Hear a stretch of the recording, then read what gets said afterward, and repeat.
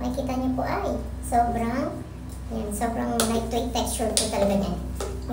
Yung si Vaseline sobrang light texture. Naman po si Silka, nagustuhan ko sa kanya kasi hindi siya malagkit and very light texture lang po siya kung ilalagay.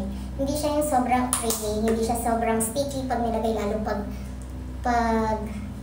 bindan nyo na po sa skin nyo, hindi po siya malagkit. Nagiging watery siya. Ayan. So, fast absorb at mabilis mag-penetrate yan sa skin nyo. Kaya, hello sa inyo. Makikita ko po sa inyo ngayon yung ginagamit kong foil.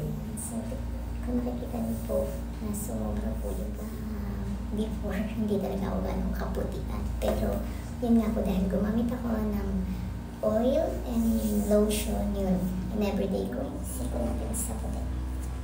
Ayan, mamula-mula pa siya. Ayan. So, una ko po lang ginagamit. Siyempre, pag after ko mag-wash ng aking body. So, ang ginagamit ko po ay yung Vaseline na Cocoa.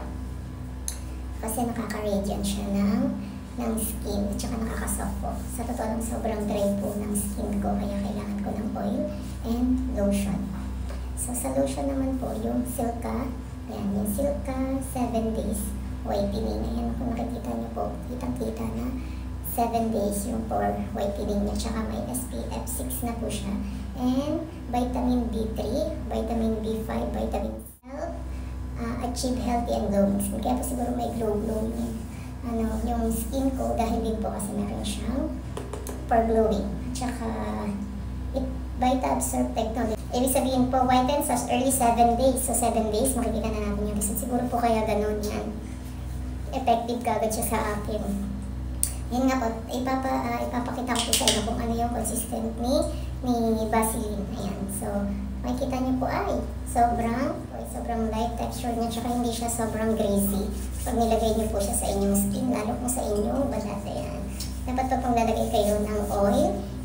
Kailangan po, pati ang lagi natin lalagyan ay ang siko para pantay po yan. Ayan. Sobrang ano niyo po. Sobrang glowy. Ayan. So, ito po yan si Vaseline. Ayan. Vaseline Cocoa. Ayan. Body oil. Ayan. Mas maganda siya lagay pagkatapos nyong maligo kasi mas na-absorb po ng skin natin. Pagkas maligo, lagay po kayo ng body oil. Then after si lotion. Ayan. Para mas soft, mas glowy and healthy ang ating skin. At ito naman po si Silka. Nagustuhan ko sa kanya kasi hindi siya malagkit. And very light texture lang po siya kung ilalagay.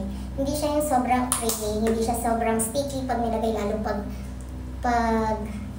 bindan nyo na po sa skin nyo, hindi po siya malagkit. Nagiging watery siya. Ayan. So, fast absorb at mabilis mag-penetrate yan sa skin nyo. Kaya, ayan. Gusto nyo po ma-achieve ang glowing and healthy skin. Ayan.